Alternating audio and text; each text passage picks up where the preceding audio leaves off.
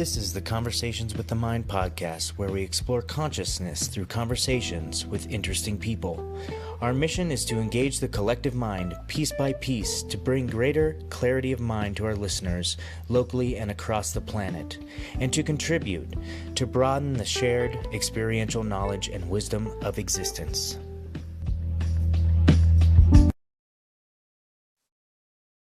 All right, folks, welcome back to Conversations with the Mind. I'm your host, Shane Lemaster. Today, we are here with a very special guest for episode number 102, Rafael Lancelotta.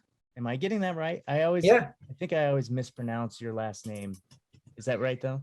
Yeah, Rafael Lancelotta. Perfect. Awesome. How have you been? I've been good. I'm just getting settled here. I just started the PhD program at The Ohio State University. Been going through a lot of transitions, professionally, personally, and just kind of feels like a new chapter of my life is starting. I'm excited about it. And of course, there's all the chaos that brings as well. So learning to ride all of those waves. And how is Iowa? I've never been Ohio. Ohio. Sorry. I've never been a huge fan of the Midwest in general, just because of how flat it is, and you spent some time living here in Colorado, so the difference between those two landscapes. But yeah, how is Ohio so far? It's a very interesting place. I've found that the people are really friendly, and I think I think that it definitely carries the stereotypes of being more conservative, which it is, and I'm sure we'll talk a little bit later about me being a non-binary person, but I also have for the most part, white cis passing. And so within that context, as an outsider, for the most part, people are friendly and they do seem to want to help. And in regards to the university itself, I think it's one of the most supportive environments I've ever encountered. And so, that's really helped me feel like, okay, I can really be myself here. And if I do venture out more, in more country areas where people may be not as exposed to different types of people or different ideas, I do have that privilege to, not have to appear in that way. So, so for me, it's definitely an interesting place. I'm excited to get to know it better, and more than anything, I'm excited about the work that I'm hopefully going to be able to do here. Mm-hmm. When you're describing the difference between like university setting being very very supportive and then versus the countryside, like it reminds me, and you have this ability to to appear a certain way based off of the population you plan on encountering. It's kind of like you're a shapeshifter, depending on where you are going to go. I can't even imagine what that is like for myself, because no matter where I go, especially if I know people are going to be ultra conservative and look at me, strangely because of my tattoos or something like that. Like, I love to put myself in those positions because I like to challenge people's in the box type thinking. So when I see that look on their face, like, who is this guy? It sort of gets me going, because I know that I'm challenging the way that they think.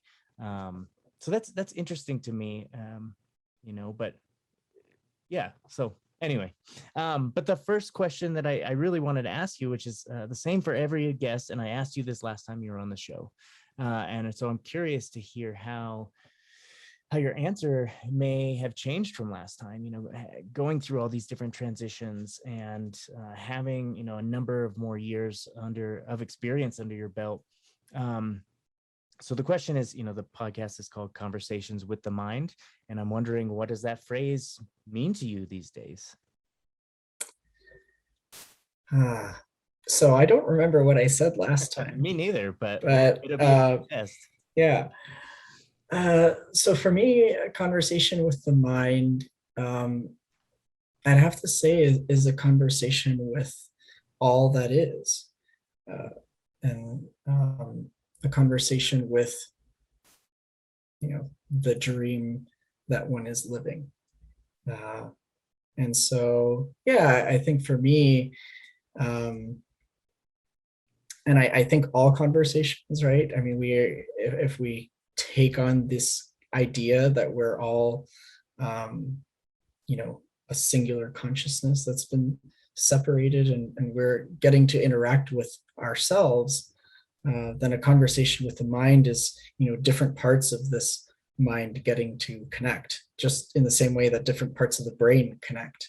And so, yeah, I think conversations with the mind is an opportunity to connect these different parts of existence, and you and I have different experiences walking through the world, and so I think this would be an opportunity to explore that.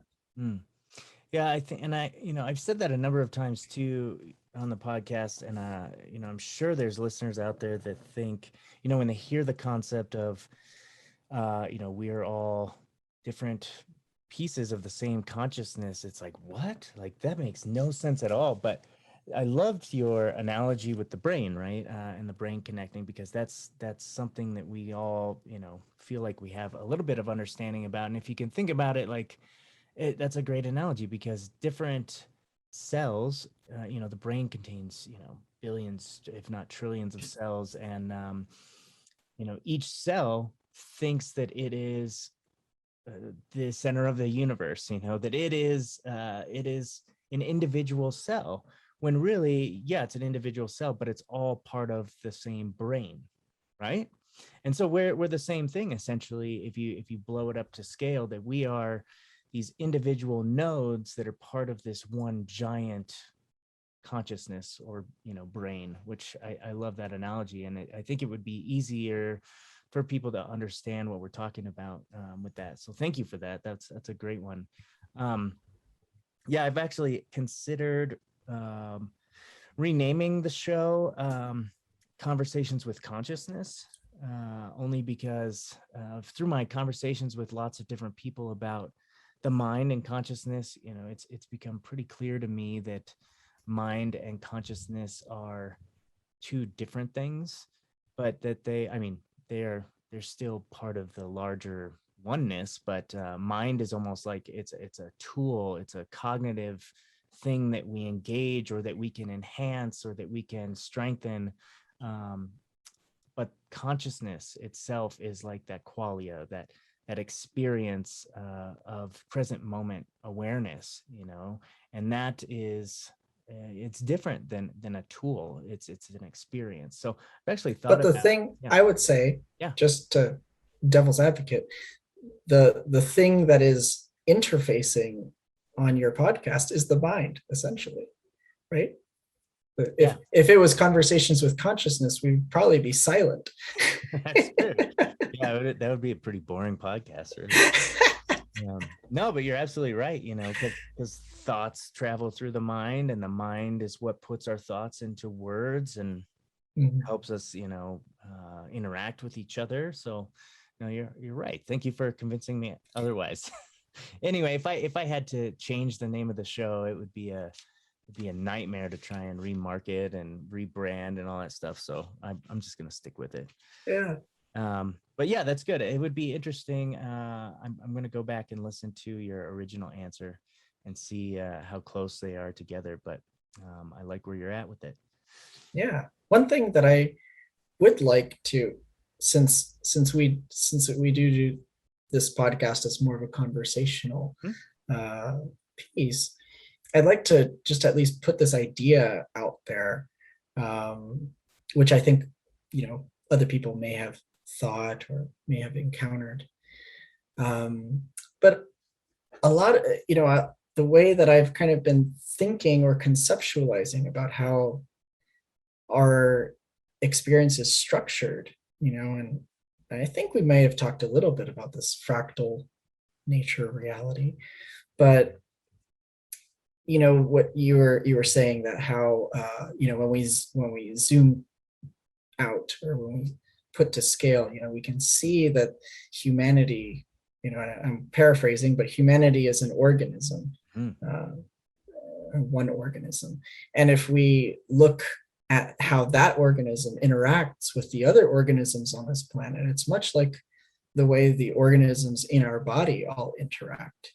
And so if we can start to see those interactions and see them mirrored in the interactions between, planets and stars and the galaxy, we do see that we are many interrelated systems, all connected to one another. And yeah, I don't know. I've just been kind of thinking about that, and then how that relates to consciousness. Like, I've been thinking a lot about the experience of this life as like a stable dream state, or a persistent dream state. When we sleep every night, we have what I would call unstable dreams. And when we wake up every morning, we are in this stable dream. We return to this stable dream state that we share. And within this dream state, there are certain rules and logic and patterns that that this dream requires for us. And so one of the things that I've been finding really interesting is to consider that all of the things that we construct within this dream follow the rules of that dream. And therefore, we can't actually step outside of it. And so, I think that there is, to some degree, there's a desire to step outside of a thing in order to measure it better, or to understand it better. And that is the limitation that we're at. And simultaneously, I think that it offers a really big invitation to fully participate in the dream. And I think, when in the thinking of awakening, awakening in this dream, it's not the process of like waking up when the dream ends, because the dream is, it's a persistent dream. We're in it. But the process of waking up is more of the process of recognizing the dream-like quality, and recognizing what it is that is being taught in every iteration and every interaction and every part of this dream. And how can we be, open to those processes, and how can we be open to what it has to teach us? So for me, like, in my own journey of trying to understand and trying to gain a sense of understanding of my own experience and everyone else's, it has, and we did talk about this in the last podcast, but it has brought me ever more deeply into this concept of relationship, into connection, because yeah, I mean, I've found myself deepening into that. So I don't know. I just wanted to kind of, I know last time we did, from what I remember, we did do a little bit of a philosophy of existence, and I wanted to touch back into that since we're comparing the two. So yeah, absolutely. And that's literally what I think about 90% of the day. Me too. This philosophy of existence. Like, what is this thing? So you said so much that I want to touch on there, and I want to rewind back to the beginning of what you were talking about first, which is this idea of in a fractal way, zooming out and seeing the human race as an organism, right? Because we're so trained in our experience to see, maybe our community as an organism. And some of us not even at that level, maybe just our body as an organism. And it surprises me how many people still don't think of their human flesh body as a system of all these different organisms, where most of our body is not even human material. It's like bacterias and all these creatures that work together in symbiosis to keep us alive. But I think that your point hit home for me, and I think it could be hugely important for saving our species in general and saving the planet, if we can at least entertain, if not live into, this idea that the human organism as a collective, that we are one of many organisms on this planet, and think of the planet itself as a living organism, like the earth is a body, right? And we are just one organism or one system that influences this big, larger body, right? But any one of those systems that collapses can kill the whole body, right? Same with like our human body. If my liver fails, the rest of my body is going to fail. If the human race fails in keeping our environments clean and treating each other right, and we don't blow ourselves up or something like that, then the entire planet body can die.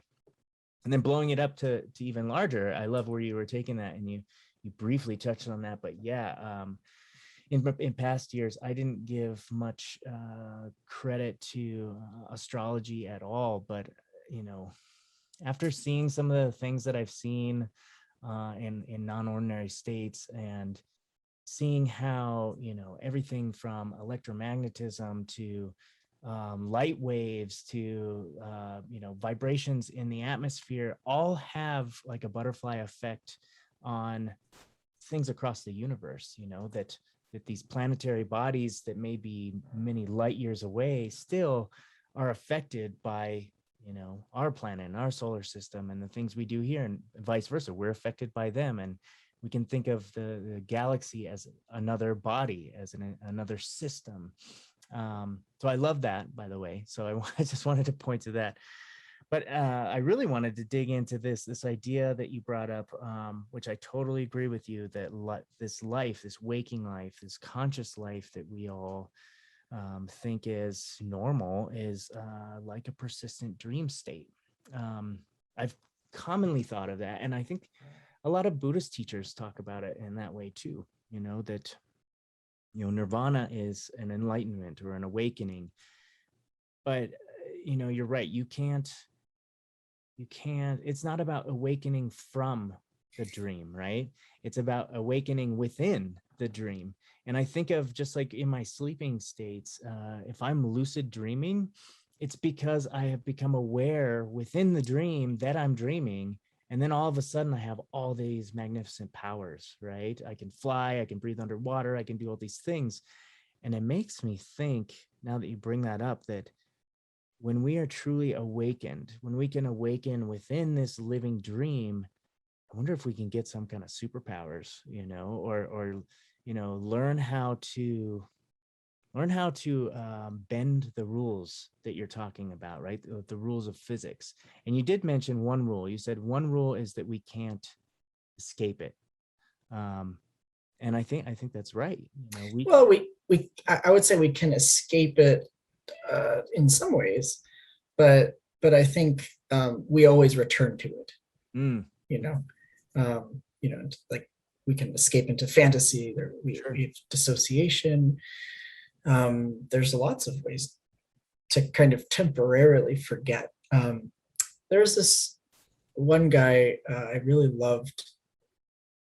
His name is Annamalai Swami, and he has a little book called Final Talks. And one of the things that he describes is the concept of God. And he says, yeah, God is like a lantern in a dark room. And you can look away from it. You can spend your entire life like pushing yourself into the dark corners of the room, but the light will always be there. That is the only thing that is actually true, that is persistent. And so he essentially talks about, how so much of existence is actually the creation of illusion. And so this idea of illusion, I think, is one that's really interesting, to play with. And I think the idea of awakening is really being fully in the present and fully aware of, the fact that, oh, I'm in this dream. I'm aware that I'm in this dream, and I don't quite know how I got here, but this is where I am, and I think that, when that happens, like when we're dreaming at night, there can be that it's a similar kind of feeling where you realize you're dreaming, but at the same time, I don't think that there's usually that flood of like, oh yes, I'm laying in my bed, at such and such place, right? You just realize that you're dreaming, and then that's when the magic kind of kicks in. And I think that's similar here too, is that, there is a desire to know, well, where are we coming from, and what are we, if we're dreaming, then we must wake up to something, or if we become enlightened, let's, to use that word liberally, if we're enlightened, then something is magical will happen. And I think it's more that the magic is always happening, and it has always been happening, and we simply just become aware of it. And I think not only that, I think that a lot of people, there's tons and tons and tons talking about, what it takes to wake up, but not many people talk about what happens after that awareness is gained. Like once someone does, wake up, quote unquote, in this dream, what then? Because I think a lot of times people there's a lot of preconceived notions of what that means, and how that will change things. And I think it doesn't actually change the dream. What it does is change the awareness. And I think the value of it is, there's, to some degree, there's a sense of peace, but I think there's also a lot of emotion to feel after that kind of experience. Things that happen, they're no longer random. You're fully aware that, oh, this is happening because of, this is my dream. So yeah, I don't know. I love that. Reminds me of the saying, before enlightenment, chop wood, carry water. After enlightenment, chop wood, carry water. Yeah, exactly. So just because you wake up or you become awakened in this life doesn't mean you don't have to still, live within the dream. You can't just, well, I mean, I guess some people retreat up into the mountains, into caves, but you still got to eat, you still got to drink water, or else, you got to play by the rules. Got to play by the rules of the dream if you want to stay alive, So tell me more about, I forgot the name of the guy that you mentioned, Swami. Yeah. Yeah.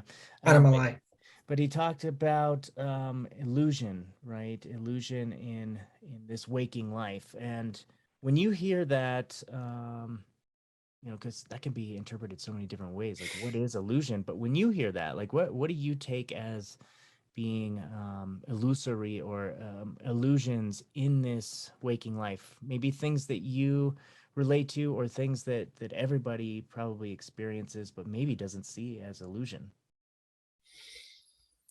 Well, I mean, yeah, I think deeply personal experience, right? Mhm. Like what illusion is. And I think that at least for me, uh, in my work in psychotherapy, in my work, in my personal work, um, in my own personal development, in seeing how the world behaves and how things happen. Um, I think that a lot of times we live in these nightmares, uh, and we are very good at perpetuating our nightmares.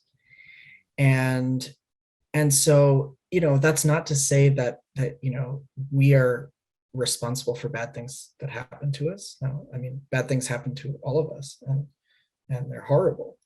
Um, and it's important that that we are given the space to feel and to process a negative experience.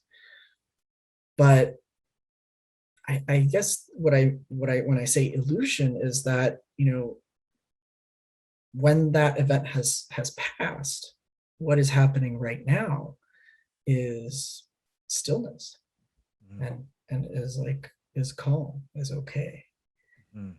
And so I think a lot of times, like, we can have this illusion of separation, right? When something negative happens, um, it can be very difficult to, number one, wrap our minds around how could I have done that to myself, right? Because we come back to this idea that we're all one thing. How could I have done this to myself? Um, and and I think from that, like, feeling the pain of that, and also, like, feeling the support that can then come to for the healing from that. And I think, like, the illusion being that perhaps the only illusion is that um, that anything is here actually to harm. That everything here is actually to educate. We're um, one of there's a shamanic teacher that I've attended several of their workshops. One of the things that he says is, this is like a simulated experience to teach us very important things about love. And um, so I try to keep that in mind. It's really hard when scary things happen. It's really difficult when uh, we make mistakes. It's really difficult when we're misunderstood. And the process of continuing to engage and continuing to reach out to others, to receive support through those difficult times, and to grow and change and become a new person. That is, I think that is the truth, right? And that is the process of shedding illusion and becoming more and more truly who we really are, and really shedding these these layers of the negative, and really showing up for the goodness that we are meant to become. Mm. Yeah, when you talk about the illusion of separateness, what comes to my mind is, various periods in my life where I've either been in deep depressions or feeling suicidal or things like that, and I've just felt so alone, you know. And that's an illusion, because I'm never truly alone, you know. There are always others who would be more than willing to help me if I were just to ask for that help. Um, and we both do psychotherapy, so we see this with a lot of our clients, but a lot of people feeling like they are alone in their experiences, you know. And one of the, I know how it can feel that way. And to a large extent, we are alone in our experiences in that we are the ones experiencing it. But I also remind my clients, like, you don't have to be alone if you don't want to, right? Like if you feel alone, like, go share your experience with other people. People are willing to help you carry that weight that you're carrying all by yourself right now, you know, and it helps so much. Um, Another thing that came to mind was, you know, the idea of illusion, right? To me, and my influences come from so many different places these days, from my Buddhist practices, from quantum physics, from you know, all sorts of places. But when I think of illusion in this waking life, like, I think of, it may seem simple, but like the illusion of fullness, right? So we think that our body is a solid object, right? Or this table that I'm sitting at is a solid object, but that's the illusion that 98% of it is empty space, right? You know, within the atom, well, we don't actually know if it's empty or not. It could be full of dark matter or something else, but you know, it's an illusion. Or you know, the illusion that what we see with our eyes is what is actually there and nothing else, right? When there, you know, I know from some of my you know, non-ordinary states work and things like that, that when you open your eyes and your perception has changed, right, you can now see so much more of what is probably always there. But it's an illusion that our brain sort of filters some of these things out for our survival. And so I think of those kind of illusions in everyday life, or the illusion that, you know, the human race puts so much value on things like money and politics and things like that. And we think that those are the most important things to this life, but it's all a lie. It's all like a yeah, it's all an illusion to what is truly underneath all of it, which you mentioned was this love, you know, this love state, this connectedness, this interconnectedness. So I don't know, there's so much illusion out there. And I feel like every day, as long as I'm trying to get better for myself every day, I strip away a little bit of that illusion every day, you know. But it's still always there.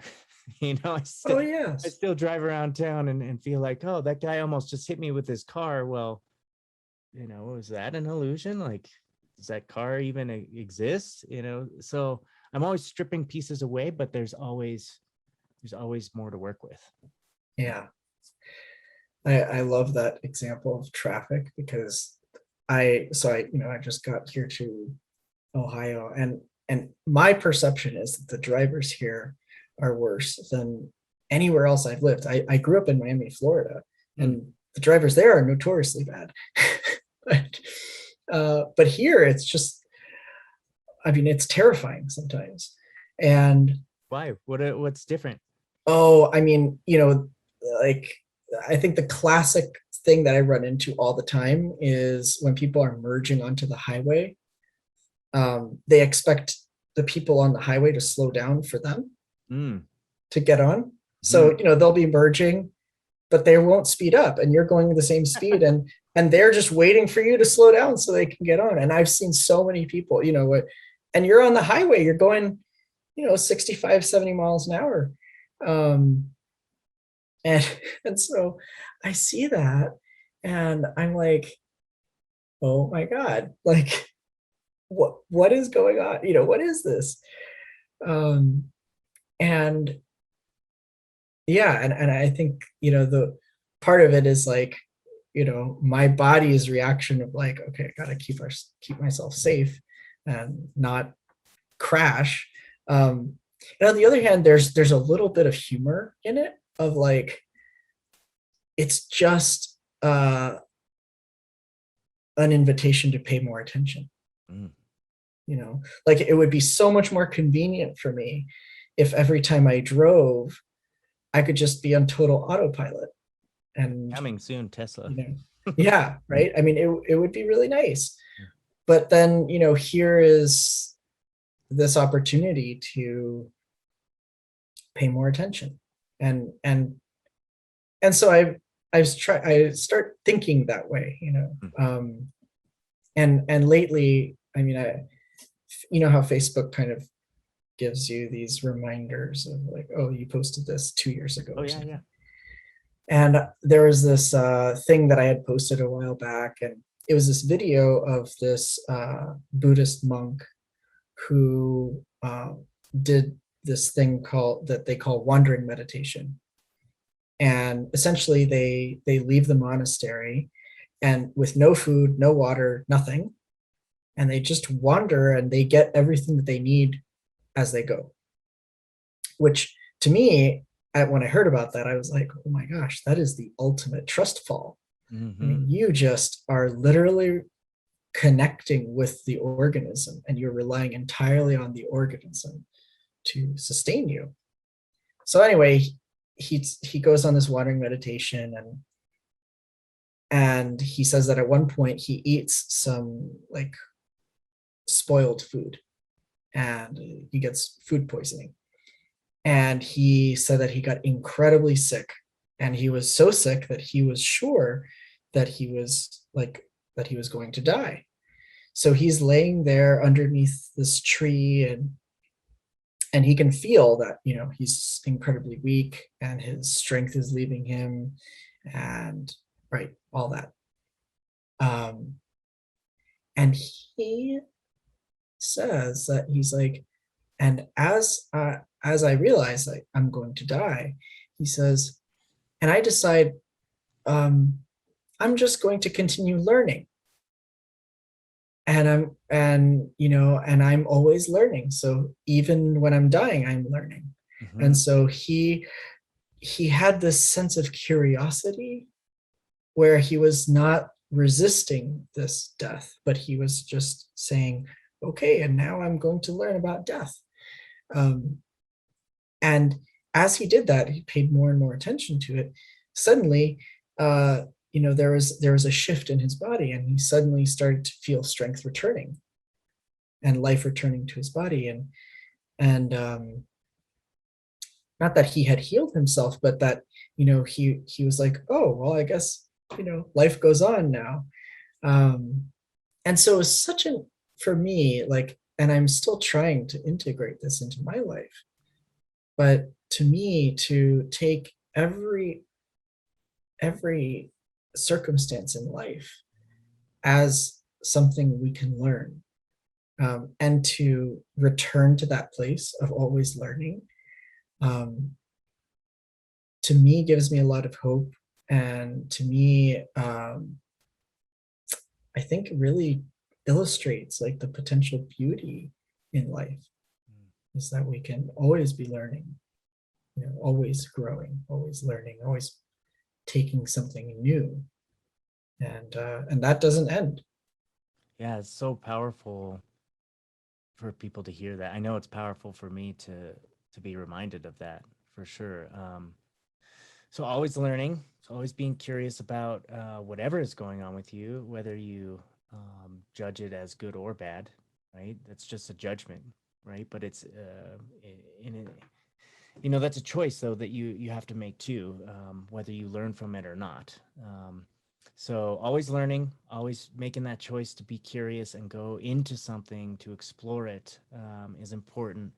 Um, and then always, so another thing that I always do is remind myself, and you touched on this earlier, but especially when I judge things as not going my way, or not going favorably for me, I remind myself of the mantra, this is all for my benefit, you know, that I may not see what the benefit is right now in this moment, but in the big picture, the way that things are going to line up, and that it's all for my benefit. And I'll go back to the traffic as an example, right? Because everyone can seem to relate to that, but we've all had those days where we're on our way, we're in a rush to get somewhere, and we hit every single red light on the way to our destination, and we're just getting so furious, like, why me?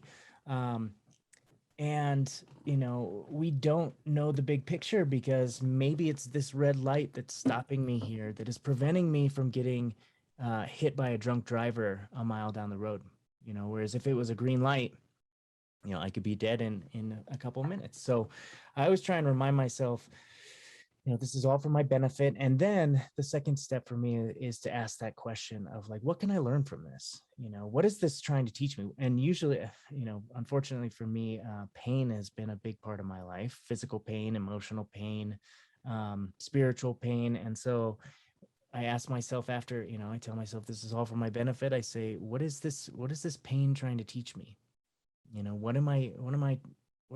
What's being said in front of me for me to observe and to learn from? Recently in my meditations and journey work, I very intentionally go in and ask, I say, I have a little chuckle and say, I know that most of my life I've learned a lot of my lessons from pain, and I can learn very well from that, but I want to learn through joy now, so please help me learn through joy in my life, because we can learn that way too. It's just like I'm a stubborn Scorpio, and I need someone to, I need my head bashed against the wall before I get the picture sometimes. And I'm trying to pick up more on more subtle learning lessons, more subtle energies, to be able to learn those things. Um, yeah, that's all really awesome advice for all of us to hear. So thank you for sharing that. Yeah, So, yeah, I love that. Um, I when I always think of pain as a reminder to slow down. mm, Like when there's pain, it's usually something is happening too quickly, mhm, um, or something has jarred. You push too hard, and so that for me is like it's tough because sometimes you have to really negotiate that, right? Because um, if you're having a back pain or something like that, I mean, you still have to use your back. So you have to kind of negotiate your way around it. Like, okay, I'm going to stretch as much as I can. I'm going to fix my posture. Um, and yeah, I think that pain is really the invitation to slow down and look more closely. mhm. So yeah, and And I not love turn the I away. love the idea of learning through joy. Sorry. Oh yeah, I was just gonna say, and not turning away from pain either. Like part But of not perpetuating it. yeah, oh totally, yeah. I think it's partially survival mechanism conditioned into us to turn away from things that hurt or that are painful, um, to avoid those things. But in my experience, it's usually been the most challenging things, the most painful things that I've gained the most insight about myself through, right? Like it builds character for me. It helps me understand like how resilient I really can be. Helps me understand like, wow, my mind is a lot more powerful than I give it credit, because I can overcome these things. But also, you're right, like not perpetuate it. So I hear in these stages of acceptance, that a lot of my Buddhist teachers have talked about, where you feel pain, emotional pain or physical pain, and you eventually want to get to a point where you love the pain, right? Because it's a part of you. But I tell people, without any context, I'm like, yeah, love the pain, and they're like, what, you masochist? That's not what I mean at all. Like, I don't mean like fall in love with the pain and go seek out causing more pain and suffering to yourself. Like, no, don't do that. But when it does occur, like, there's no reason for you to run from it. If you go towards it and get curious about it, become an expert in your own pain, and then eventually you find, by becoming an expert and by befriending it, like by speaking kindly to it, by um, doing things like with a sore back to rehabilitate that pain a little bit. It takes some of the power out of the pain. It takes some of that experience, the crippling pain out of it. So then you reach that level of befriending your pain. And then when I mean, be fall in love with your pain, I mean, try and find a place in yourself where you can love every aspect of yourself, including the parts that hurt, including the parts that you don't necessarily, um, look in the mirror every day and like we need to find a place of love for all of it, right? Because without all of it, then we are incomplete in some way. That makes sense. Mhm. Absolutely. Um, okay, so we've gone down quite a rabbit hole, and I want to make sure that I get to some of these things that I want to talk to you about. And the first thing I want to talk to you about is your PhD. So much congratulations for you for getting into that program. Have you started your classes yet? So I have not started classes. I have started my research assistant position. So, I have that's kind of how I'm paying for it, is, working as a GA. Um, and so I have some really cool projects that I'm starting to work on. We just got funding to do research with psilocybin for veterans. And we also have gotten funding to put together a 5-MeO DMT study. Wow. So that's kind of on the horizon, which is amazing, and feels like a dream come true. Many years working towards that, um, and and I'm also currently working on a project to put together a survey to understand the relationship between psychedelic experiences and gender and sexual identity. Hmm.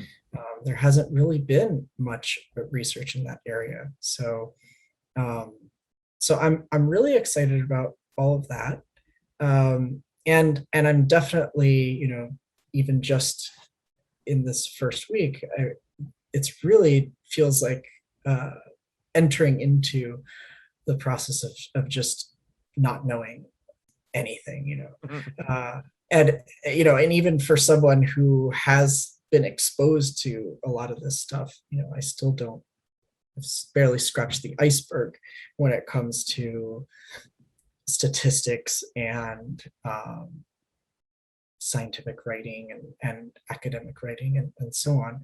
So there's, yeah, so I definitely feel like, a small fish in a big pond, and um but I do feel like I'm where I'm supposed to be, and I do think that you know I'll have the opportunity to make a positive impact here.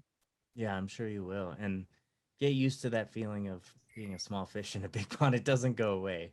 It often, in my experience through my PhD program, it's intensified quite a bit. Like the more conferences you attend, the more PhDs that you meet, you realize like, wow, like this world of academia is really big and it goes really deep.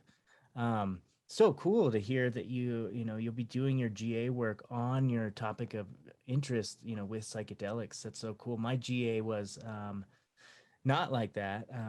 I was doing most of my GA work on child welfare issues, which I have a lot of experience with in my early career, but it's not necessarily the interest that I hold from the future direction of my career. So it almost felt like I was backpedaling a little bit in my GA, but you got to do what you got to do to get the degree paid for, right? Because it's not cheap.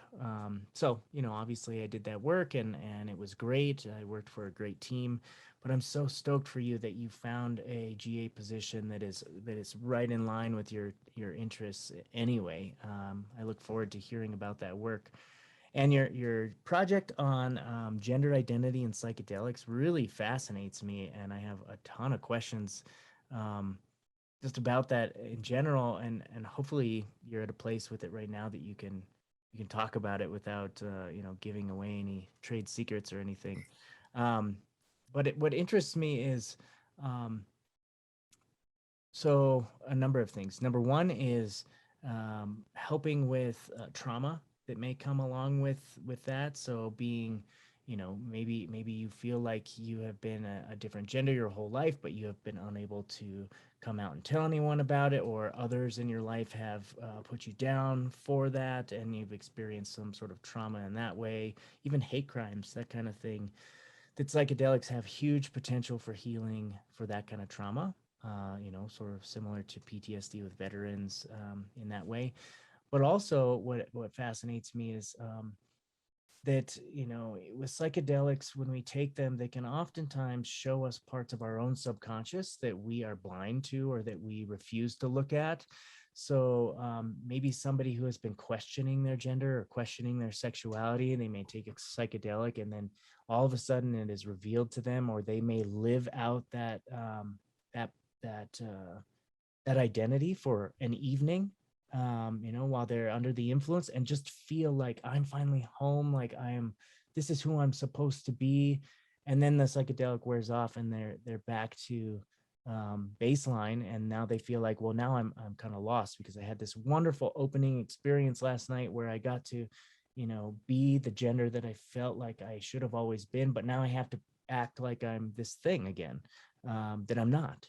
So it's fascinating. You can go so many different directions with that. I'm wondering, like, if you can share about it, what are your primary interests in that intersection between those two things? Well, I'm still in the really early stages of it, Hmm.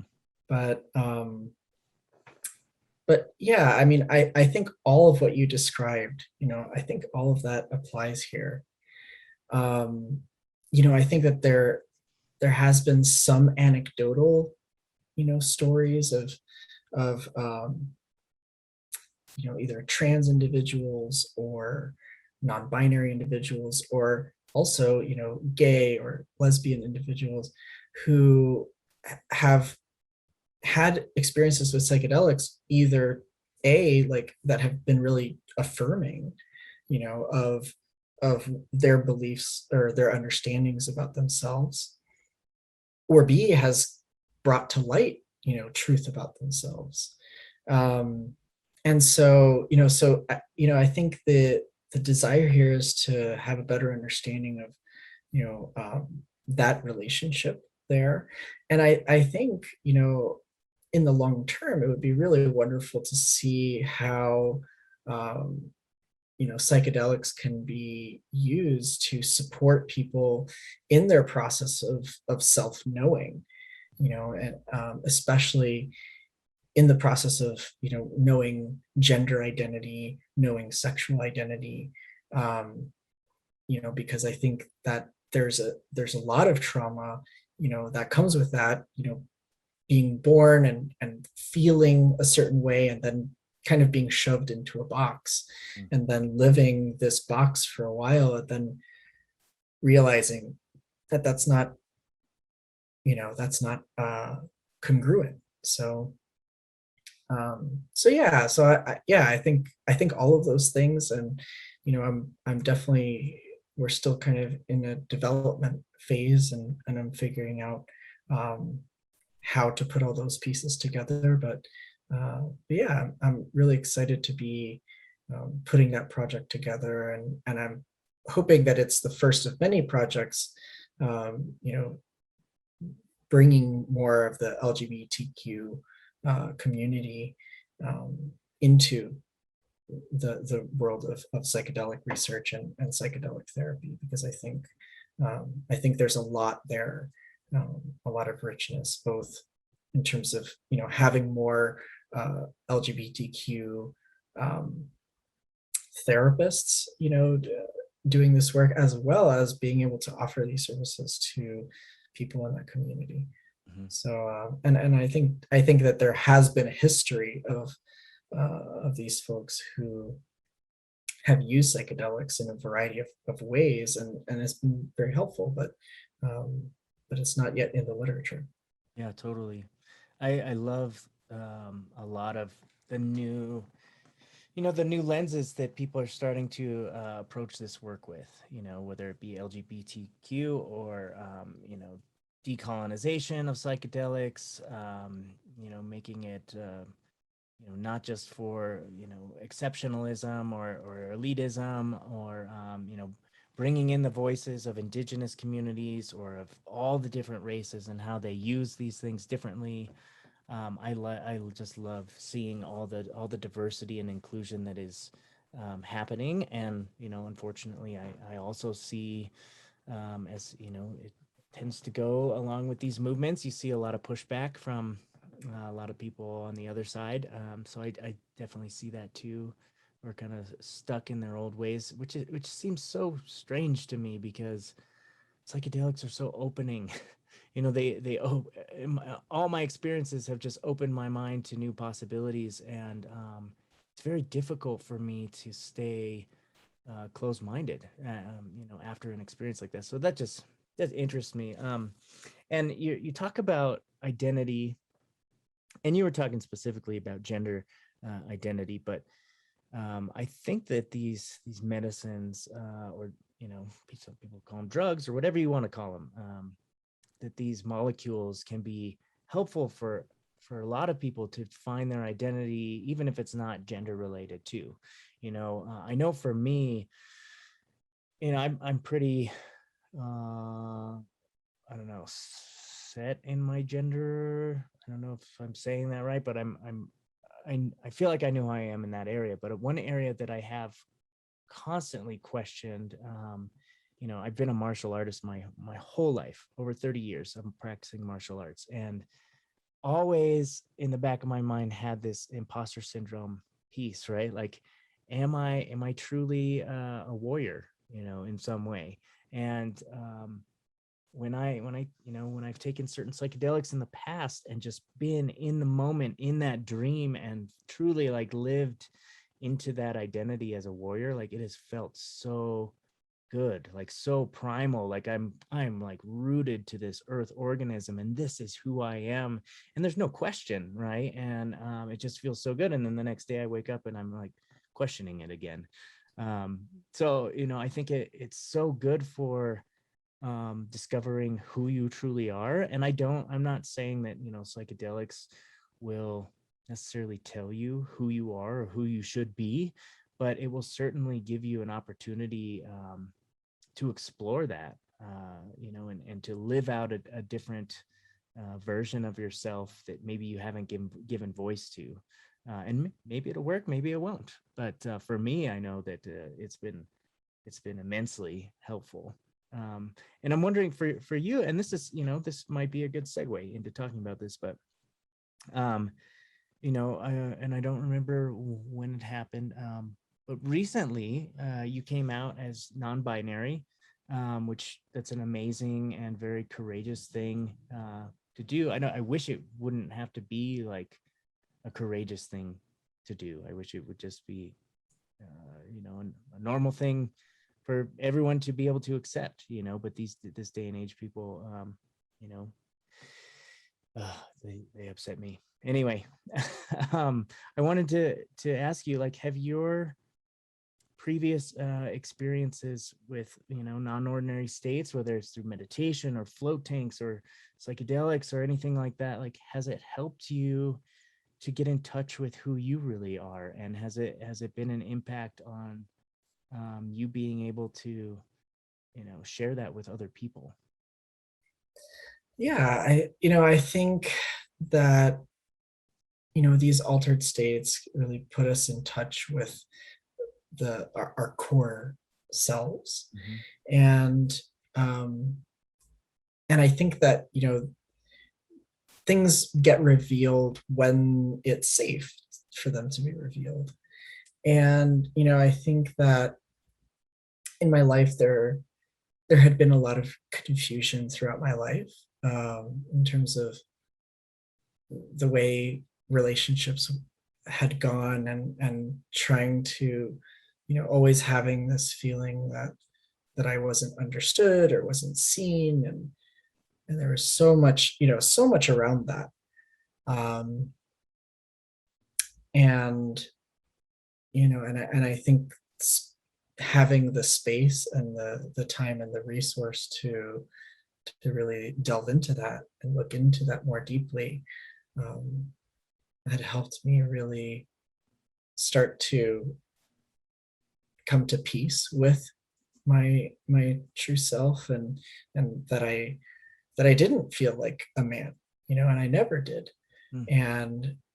And that was really a role that had been thrust upon me, and not something that I had identified with at any point in my life. And so yeah, I for me it was definitely, I had many kinds of experiences where, I could very clearly feel myself, in a feminine body, and that really felt at home for me. That felt comfortable, it felt right, it felt safe, it felt empowered. All these aspects uh, of a fully developed adult, um, that hadn't really been accessible to me, and it seemed impossible. How could I feel that way? And so to finally be able to experience that kind of freedom and empowerment and agency, um, you know, and really feeling that embodied feeling of what is right, what is me, what is undeniable, undeniably true, um, and really removing the illusion, Mhm. and I think that's one of the things that, for me, I wrestled with a lot too, was, well, how can this be true if what is visually real, like I have this um male body, uh well, wouldn't the illusion be that, that you identify as this feminine, non-binary person? um and and so for me, it really has been a big journey of really delving into the root of what is true.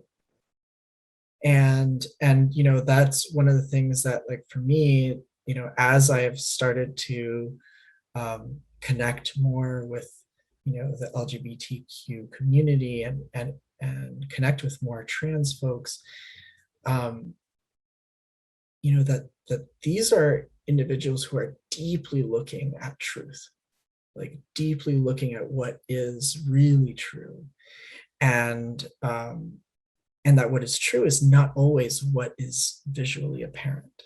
you know so so for me, yeah, I think for me, that the ability to step outside of kind of the constructs that had been handed to me, and been told, like, well, this is where the walls are, and this is how you have to be, and these are the roles that you have to um, carry out. And being able to step outside of that, and say, well, if there wasn't any of these walls, who would you be? Mm. um, and and it was, uh, the kind of person that I knew deep down inside from a very, very young age, but hadn't had the support or the community to properly explore that. you know so so yeah, I don't know if that answers the question, but Yeah, it that's does, and it makes perfect sense the way you put it. Like you broke free from the illusion, but the illusion was put on you by other people, right? It's like society was this magician that somehow pulled blinders over your inner self, right? And you know wouldn't allow you to see yourself, or even if you saw yourself, wouldn't support you in looking at that. So that makes total sense. Um, so glad that you were able to break free from that society imposed illusion. Um, and Well, I would say, I think that it's really important to acknowledge, like, the great deal of privilege that mm, enabled me to be able to do that, mhm, because um I So, I mean, I definitely know that growing up, there were many, there were many signs of me as a child, that I was different in a certain kind of way. And my parents, I'm Cuban, and so my mother was a Cuban refugee, and my father is Italian. And the Italian family came during the time where being Italian was not something you wanted to be, because it was associated with the mob Mm, and that. And so I had two parents who were passing me down this survival trait of blend in, be like everyone else, and you'll be okay. And that really had served these families well. That did get them by, that did allow them to you know to to give birth to me. Um, and so these survival mechanisms that were passed on to me was something that I was living for a long time, because it was tied to survival until it was actually getting in the way of me feeling like I was living a life that was fulfilling. mm-hmm. And so to have the privilege to be um, to have been born male, and to have been able to kind of live off of the privileges of being male passing, white passing, um, and some of the privileges that afforded me, I was then able to really look deeply, and now live publicly, who I truly am inside. And I think that it's really important to recognize that there are lots of people out there who don't have those privileges, and who do have to hide to survive. And that I think that it is our responsibility as a society, and as people, as allies, to make it safe for people to truly be themselves. And my hope is, in my work in this PhD program, my hope is to use my privilege in a way that improves the accessibility of psychedelic treatments, and also make psychedelic therapy culturally relevant, for people, and doesn't become something that is, a systemic, just a systematized thing that people get put through. Sure. Um, so yeah, it just feels important to mention that piece, because you know I I don't want that to go unmentioned, and I don't want to I it, like, yes, it was hard for me, and yes, this is challenging. um, this is a challenging process, and you know um, and yeah, I just want to acknowledge that piece. Yeah, It's thank you. important. Um, you did mention, the more you speak with the LGBTQ community and trans community, um, that, how did you put it? That they are living like really truthful lives, right? Like, and that struck home with me, and I truly believe that, right? Like they're living their truest self, even though the illusion is, maybe this biological body that everyone else can see with their eyes and would disagree. So, and I agree with you. I'm on your, I don't like to say I pick sides, but I'm I'm similar in understanding as you are, right? Because that's another benefit from these psychedelics, is that they help you see through the illusion of, physical matter around us, right? It's what we see is just a small part of the spectrum.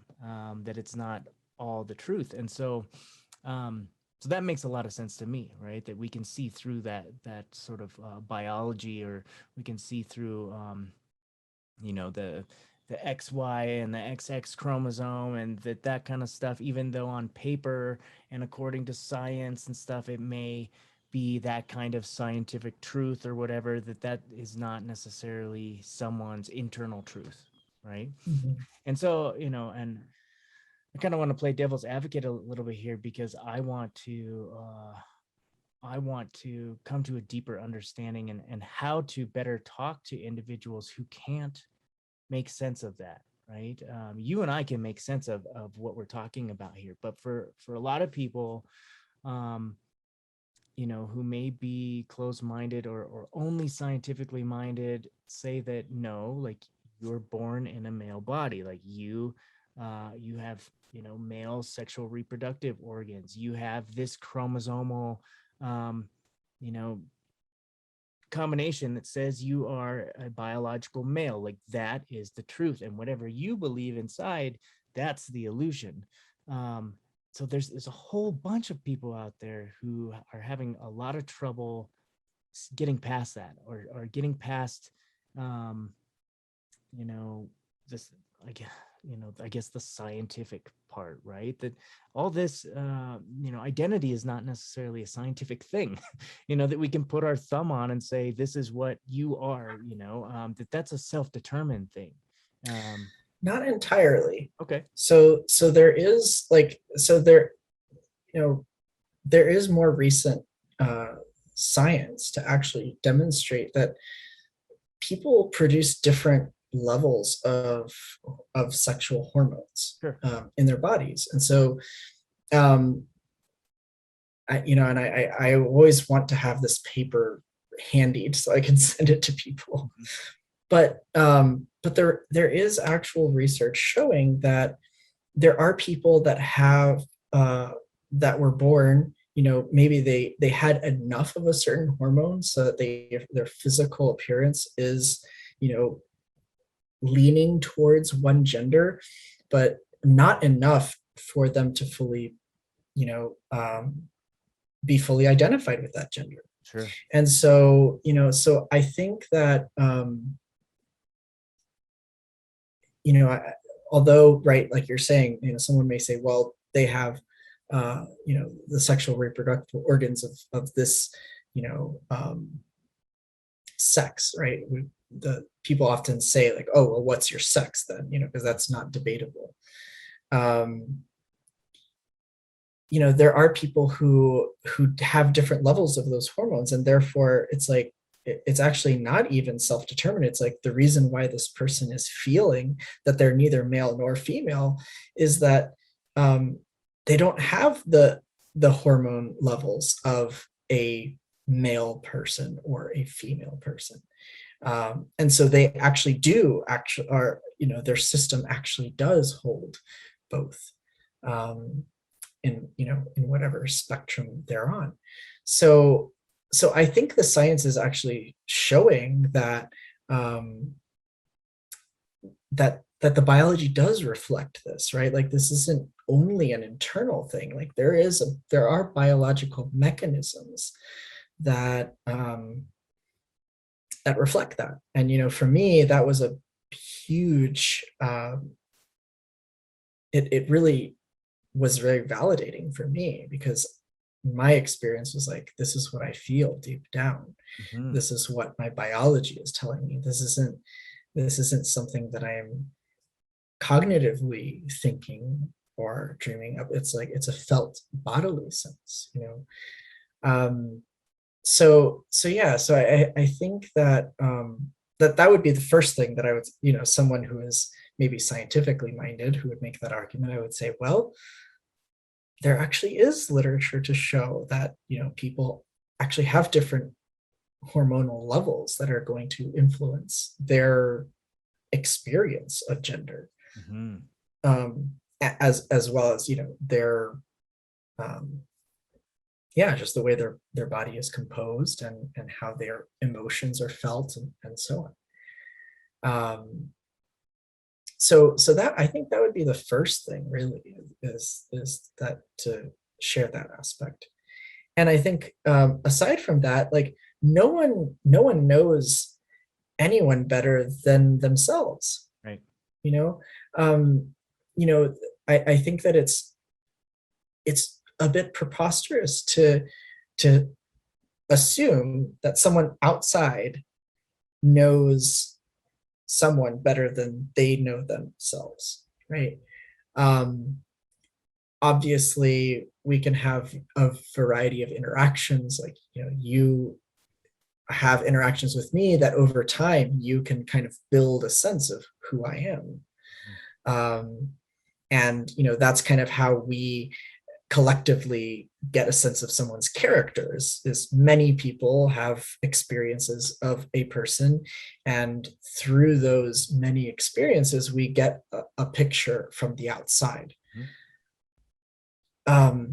But ultimately, we we are responsible for truly looking into ourselves and understanding the truth of who we are.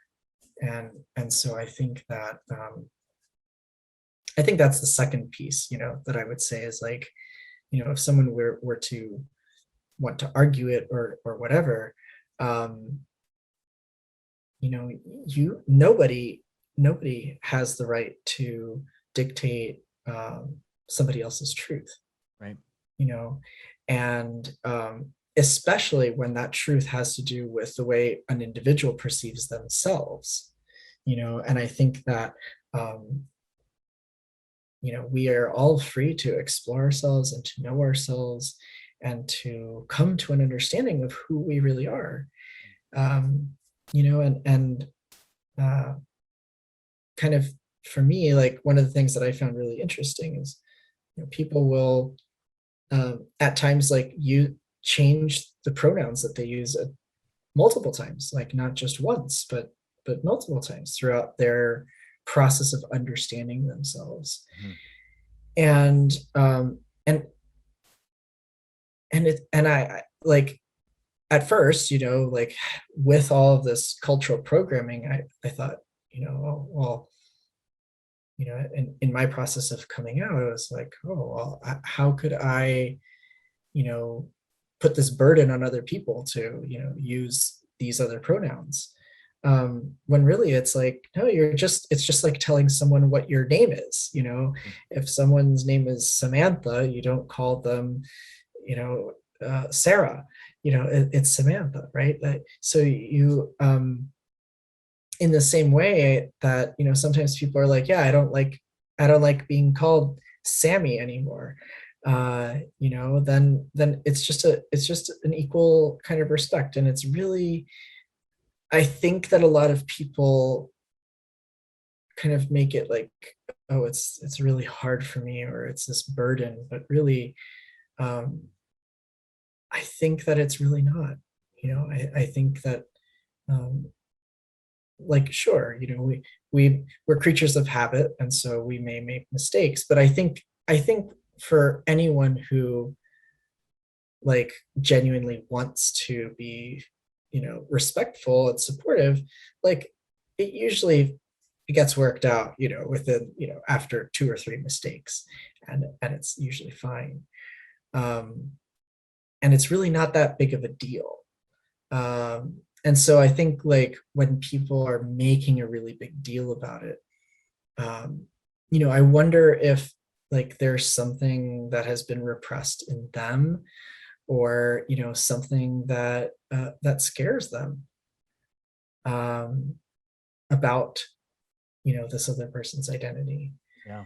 And so, yeah, so I think, like, it does kind of come to allies, um, to be able to speak about that, and to educate others, and to hold people accountable, like that, like, what is um acceptable, right? And you and how do we all want to move forward, as we continue to grow, and grow together. Well, you're certainly giving me an education today. So thank you in that.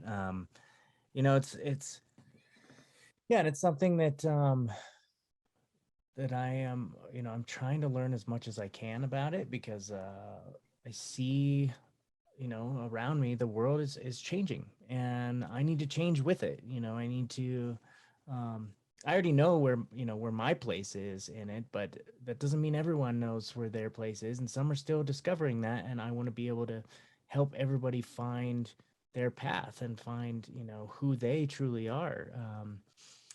You know, for and this is sort of tangential, but you know, rewinding maybe a couple minutes, you said nobody has the right to tell you who you are inside, or no one has the right to tell you, you know, what sort of beliefs you want to follow.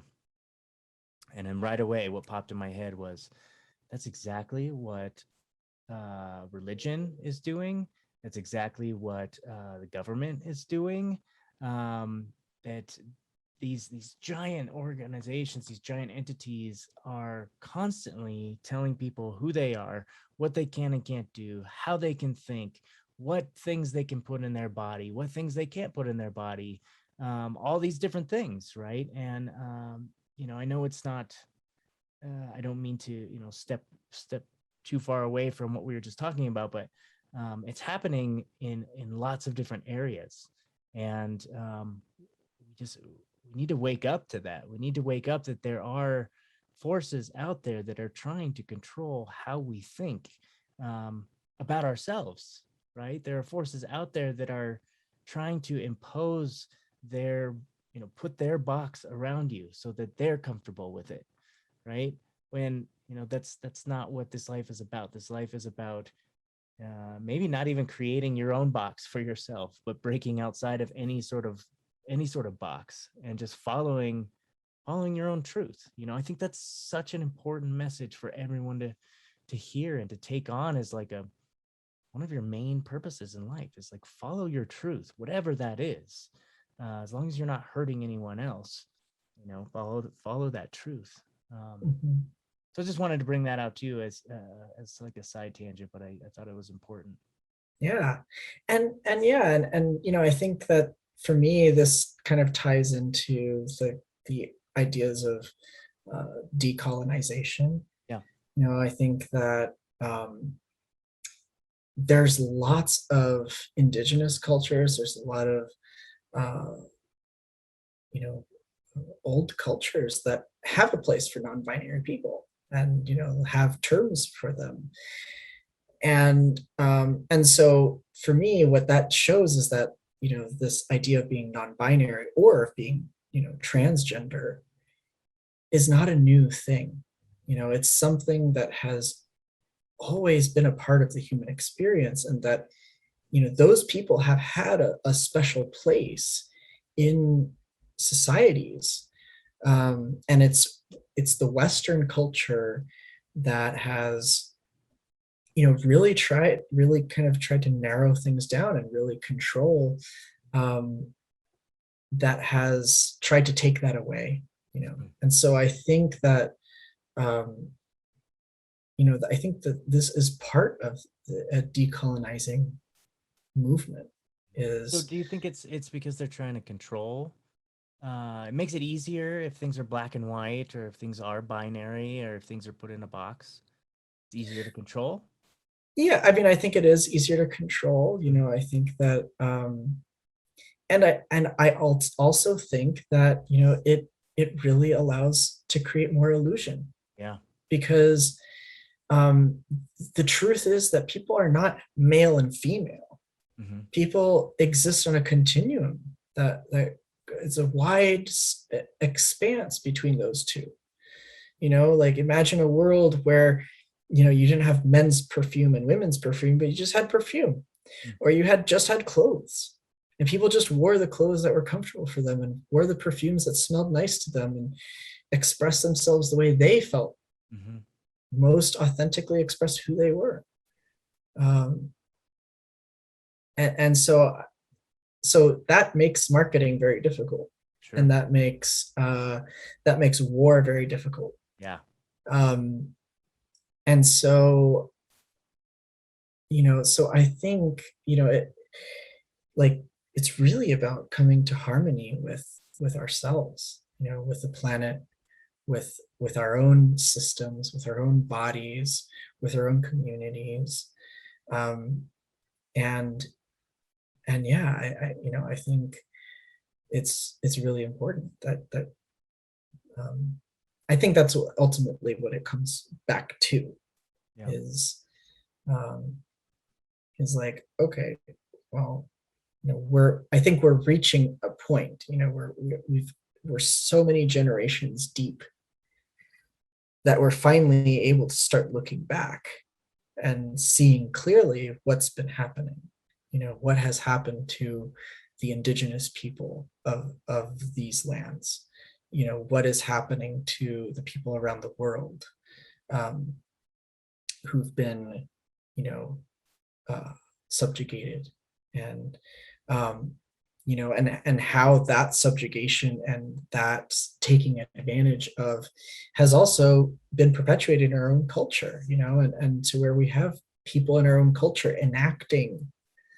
those kinds of behaviors, um, not intending harm but causing harm, Yeah. you know and so, like, how we as a collective culture have to start waking up from this culture of harm and culture um, of appropriation, and moving into a culture that fully values every part, and has a place for every person, and supports people wherever they are on their journey, um, to, as we were saying before, giving them the space to become who they truly are. Hmm. Um, and you know, um, I think that really comes back to the center. And I think that is, you know, like, not imposing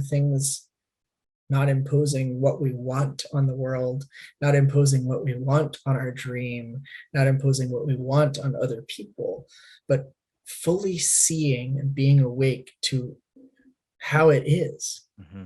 you know? And I think that is where the magic is, that as soon as we can fully accept things for what they are, we awaken to the magic that it is, Hmm. you know? And for me, like, that fills me with wonder. Yeah. So I have to, and I agree with you. I have to counter on one point though, Yeah. because I look around at the world, and in my life and my experience, and this is also because of my male white privilege too, part of this, but I see a lot of beauty around. I see a lot of wonderful people treating each other well. Beautiful green lush nature. I live right by the mountains. I see the beautiful parts of the world. And you talk about being able to not impose things on the world, but see it for what it is, and what it is magical. I agree with that 100%. But there's this old part of me, um, and I know that it's still pretty active in a lot of people. But they look around at the world. Maybe they watch the news, and they see murder, they see genocide, they see child slavery, they see human trafficking, they see disease and death and all these things, and say, how can that be magical? How can that be? Um, how can that be what you're talking about, Raf? You know, and so this old part of me, comes up with that counter issue, and again, I think it goes back to the very first thing we were talking about, is that this is all here for our benefit, and again, I'm saying that from a place of privilege too, that I'm not in a war zone right now, I'm not experiencing that kind of thing right now, um, but I have to believe that it is all serving some greater purpose, some greater learning, some greater meaning. Otherwise, all that terror, all that horrible stuff is all for nothing, right? I have to believe that it's serving some kind of purpose, even though I don't want it to continue.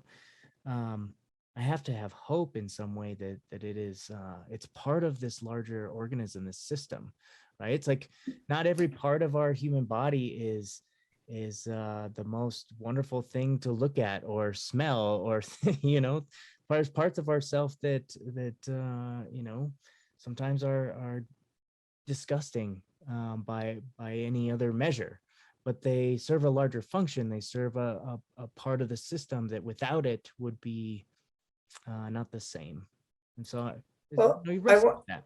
yeah, so, when you talk about war specifically, or any of Yeah. these horrific things, um, I I want to liken them to pain. Mhm. You know, they they are preventable. Yeah, totally. I think a lot of these things are preventable, and the function that they serve, you know, um, is to teach us, that uh, number one, that it is horrible, right? We can feel this visceral feeling of like, this is not right. Um, that is one thing, is to know that it's wrong. And the second thing is that deep feeling of disgust and that deep feeling of like wrongness, um, that should be the motivation to make it stop. Right. And I think, like, yes, it all happens for a reason, but it's not all happening for a reason for us to sit and do nothing. It's happening for a reason to motivate us to action. Yeah. And at least for me, I mean, I try to take that, from this. I'm trying to do what I can in the world, um, to hopefully make that positive impact and to put more tools into the world, so that more of this kind of um, positive action that can be taken from trauma. Yeah. That, like, working with people who have been, you know, people in the military, the moral injuries there, people with sexual abuse, injuries there, empowering people not to turn around and hurt someone, but for them to grow from that and say, let's make this stop. Mm-hmm. Like, let's really, let's empower people to, make these things stop. And how do we increase education? How do we increase compassion for people who, maybe don't have the right education, um, and, like, increasing conversations around consent, increasing conversations around, um, all these issues, right? I do believe that these horrible things, and the horrible things that have happened to me in my life, um, it's taken me a lot of work to find peaceful resolutions for like the pain that's happened to me. Mm-hmm. But for me, like, it's a very difficult thing, but it's not it's only going to be better if I can turn it into something good. Right. And um, so that doesn't mean that, like, oh, you give this person a free pass or something. No, of course you want to hold someone accountable to their actions, and you want to say, like, that was wrong and that was horrible what you did. But the path forward is, then how do we start to create real change? Yeah. And that happens in our societies, that happens in our communities, and yeah, that's kind of the work of the individuals, and that's, as we heal, we can participate in relationship, we can be a part of this dream, and we can learn what this dream is teaching us about love. Yeah, I love the perspective you brought of, especially with the idea around war, that it's so bad so that it is trying to teach us, not only that it is so bad, but that we need to put an end to it. Sometimes things need to get worse before they can ever get better, right? Unfortunately, like for me, like I'm super stubborn, right? And so sometimes I need my circumstance to get really bad before I'm even initiated into changing it, right? And you said, that might be its purpose is to motivate us to change it. What popped in my head was like, but that's not the message that we're being given, right?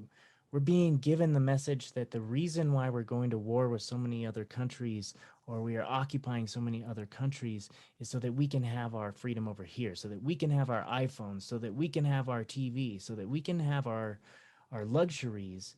And that's why we have to keep perpetuating these wars. So then the everyday American is like, oh yeah, well, I love my freedom, and I want my TV, and I want my McDonald's, and I want to walk down the street and not be in fear. And so yeah, you guys can go wage your wars as long as I'm not affected here, right? But that's just that's a BS story that we're being fed, because it's all driven by money and corruption and power and things like that are illusions. Anybody who thinks that they have any real power is under a spell. They're under a spell. You only have power over yourself, really. So I know I took us down a dark path there for a minute, but I want to bring it back home, and something that it's related, but it's something that we both really connect on, and that is social work, right? So you chose a pathway in your PhD program through social work, and I'm also pursuing my PhD in social work because um, we see a lot of these things out in our culture, not only our culture, but in the world, that are systemic, that are community or societal level changes that need to happen. And I know that you also have a background in psychology and psychotherapy, just like I do. So you and I have worked for a number of years with individuals on individual levels, like, hey, let me help you as an individual change your life around so that it works better for you.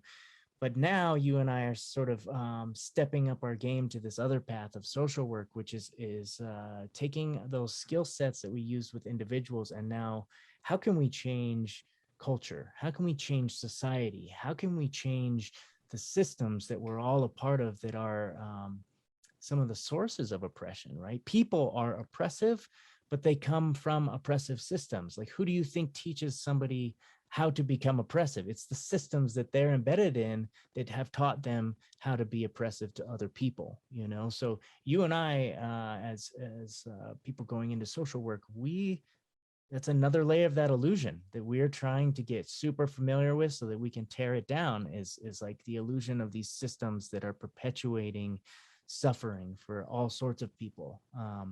So yeah, talk to me about social work. Talk to me about why did you choose social work as your path, and what do you hope to do with social work that is maybe different from what you've done so far? Yeah, I love that question. So, there were a few things. I mean, I never, honestly, I never thought that I would be going into the field of social work, Neither. because, in the field of counseling, I mean, I was and I still am a staunch supporter of the person-centered ideal. Um, but it wasn't until I read, looked at, the values of social work. Mhm. Um, the the core values, which are like service, social justice, the dignity and worth of the person, importance of human relationships, integrity and competence. I was like, oh, okay, so that just like took counseling to like the next level. And I think the field of social work is evolving, and I think it's evolved to the point where it now encompasses counseling. Mm-hmm. I think when counseling and social work, they started out as distinct things. And actually, in the history of counseling, counselors actually started almost more like social workers. And so now I think social work is now, what I think of it is like, it's this amazing, I think that it's just a very wonderful synthesis of all the values in counseling, and is applying them, to the larger picture, because, for me, my work as a counselor, I kind of how I viewed the healing process is, you have an individual who is, they're coming to counseling, they're coming to reconnect. We are essentially re-engaging the relational system and repairing whatever, whatever has been broken there, whatever has created defenses in that system. And we're providing a safe place for us to remove those defenses and to create connection again, so that individuals can, have relationship. But once an individual is able to then have relationship and healing from trauma, and now is connecting with other people, there's another layer to that, which is, advocacy, and ensuring that, like, I just supported my client through healing, but like, is the system going to allow that healing to continue?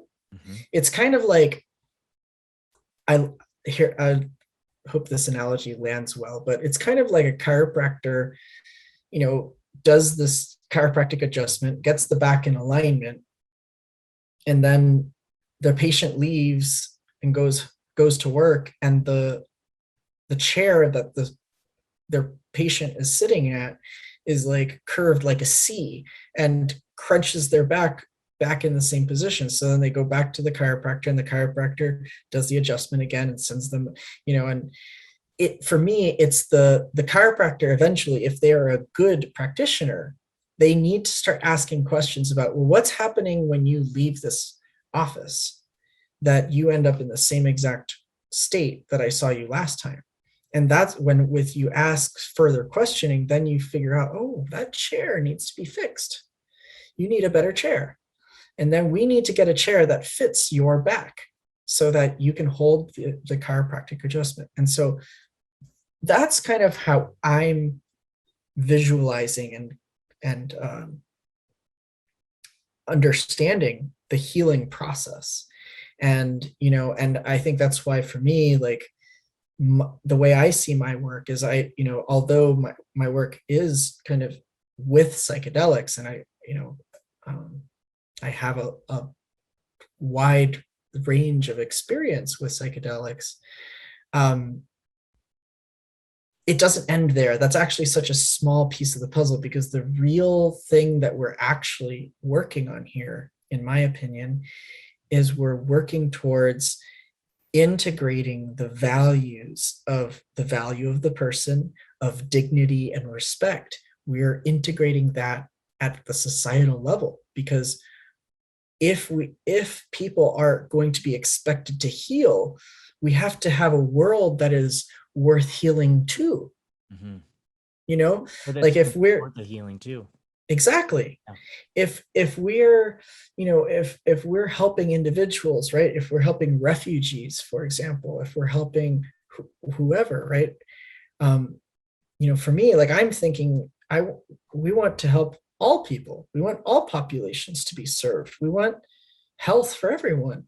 Then we also need to be responsible to hold those systems accountable, so that we're not just like counseling someone to be okay with the world. Sure. The way it is, as it is oppressive. It reminds me of this like cartoon that I saw, and it was like a picture of like person laying down on the couch, and that has like a little label like psychiatrist office, right? Psychiatrist has there's a little pen pad, and the person sitting on the couch is like, well, I'm just so sad about the world, and the people, the way that the wars and sickness and all this stuff. And the psychiatrist says, well, there's nothing I can do about all that, but I can give you a pill that makes you think that all that is okay. Mm. And I think like the role of social work is the antithesis of that. Right. I think social work is like, yeah, you're right, those systems are terrible, they're wrong, and you have been hurt by these systems that are not supporting you, and we want to empower you, right? Like obviously we have to work with the resources that we have. Obviously we can't change these systems overnight, but I think that we want to be an acknowledgement that we are in the profession of changing those systems and empowering, and that part of the healing process is empowering people to make those changes in their society and community. And that I think is the role of yeah, like we want to promote peace, we want to promote peaceful change in the world. And so for me, like social work really is the perfect vehicle for, at least this aspect of it. And I love the fact that social work is an interdisciplinary field. Like, I mean, part of my education is going to be taking classes in an entirely different college, so whether it's psychopharmacology or, chemistry, or maybe I will do some classes in the psychiatry school, just so that I can be well-rounded, and so that way we can bridge all these different worlds and be connected rather than divided. Yeah, I agree. I agree with everything you said. And the way that I tend to think about social work these days, because I like to think in metaphors, is like if and timely because the Olympics just happened with my metaphor, but social work is sort of like the stadium in which all of the different disciplines compete and work with each other. So like psychology is a track runner, and neuropharmacologist is a high jumper and everything, but social work is the stadium, right? It's the container for all of these different Yes. yeah, for all these different disciplines to come together, so that they can put on a show, and put on move us forward. So I want to be respectful of your time, and I think that that's a wonderful place for us to end it, on a high note, on a happy note, on a positive, hopeful note. So Raf, I just want to say thank you so much for coming back on the show, and for always just continuing to grow and evolve as a human being, and for being your awesome self like you always are. You had so much to say and so much to contribute, not only to me and my personal knowledge, um, but hopefully to the listeners out there too, who may be struggling with some of the questions that I brought up today. So I just want to thank you so much for your time, and the internet worked for us today. It didn't it didn't blip out on us, so happy for that. So yeah, again, thank you so much for coming on today. Shane, it's always a pleasure. Thank you so much for inviting me and thinking of me. And, it's been really awesome to, I mean, we've known each other for quite some time. And so it's been really beautiful just to see, you know, um, both of us grow on our paths forward. And yeah, I'm honored that you brought me back on, and I'm excited to see, what the world of social work brings us. Yeah, and I want to have you back on in a couple of years or something, after you've been in your program for a little while, and I'm sure you and I are going to be sharing this space, not only the social work space but the psychedelic space, for many decades to come. So cheers, my good friend. Cheers. Thank you All so right, much. thank you. Conversations with the Mind podcast is sponsored by mindops.com. You can find us at www.mind-ops.com. We're an eclectic counseling company providing mental health and mental performance services to individuals, small and large groups, teams, businesses, military, through face-to-face sessions or at a distance using phone or confidential video chat apps. We bring a unique Buddhist Western lens and specialize in general psychotherapy for all mental difficulties, sport and performance psychology for performance enhancement, addiction counseling for any maladaptive or destructive habits, and psychedelic integration therapy to make the most from your visionary medicine work. We are available as well for corporate workshops to address the needs of your employees' wellness.